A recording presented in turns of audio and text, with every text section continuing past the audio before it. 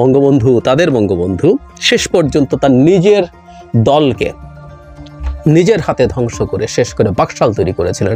তিনি যখন মারা যান, হত্যাকাণ্ডের শিকার হন, তখন আওয়ামী লীগ বলে কিছু এক্সিস্ট করে না, তখন বাকশাল এক্সিস্ট করতো।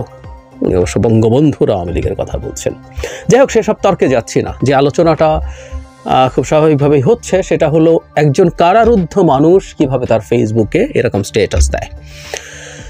দুটো প্রবাবিলিটি, একটা হচ্ছে এটা হ্যাকড হয়েছে। আমি দেখেছি আওয়ামী লীগের বিভিন্ন জায়গা থেকে এই ধরনের মন্তব্য বিভিন্ন জায়গায় করা হচ্ছে যে তার অ্যাকাউন্ট হ্যাকড হয়েছে, তার বক্তব্যকে সিরিয়াসলি নেওয়ার দরকার নেই, এটা একটা। আরেকটা হচ্ছে কেউ তাকে দিয়ে করাচ্ছে চাপের মুখে। আমি কোনোভাবেই বিশ্বাস করি না ফারুক খানের মতো একটা নোংরা আওয়ামী লীগারের বোধোদয় হবে। এরা সব শেখ হাসিনার মতো, এবং গোপালগঞ্জের লোক শেখ হাসিনার মতোই তারা সাইকোপ্যাথ। এবং আমরা নিশ্চয়ই জানি তার ভাই জনাব আজিজ খান সামিট আওয়ামী লীগের লুটপাট করার ক্ষেত্রে সবচেয়ে সিগনিফিক্যান্ট অলিগার্কের টপ 2-3 জনের একজন সামিটের আজিজ খান।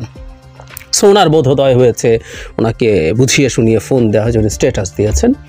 হতে পারে না। তাহলে তাকে চাপ দিয়ে করা হয়েছে, তার কাছ থেকে তার অ্যাকাউন্টের ইনফরমেশন নিয়ে চাপ দিয়ে কেউ না কেউ এই কাজটা করিয়েছে, সেই সম্ভাবনাও আছে। দুটোর একটা, হ্যাক হওয়া বা কেউ চাপ দিয়ে করিয়েছে।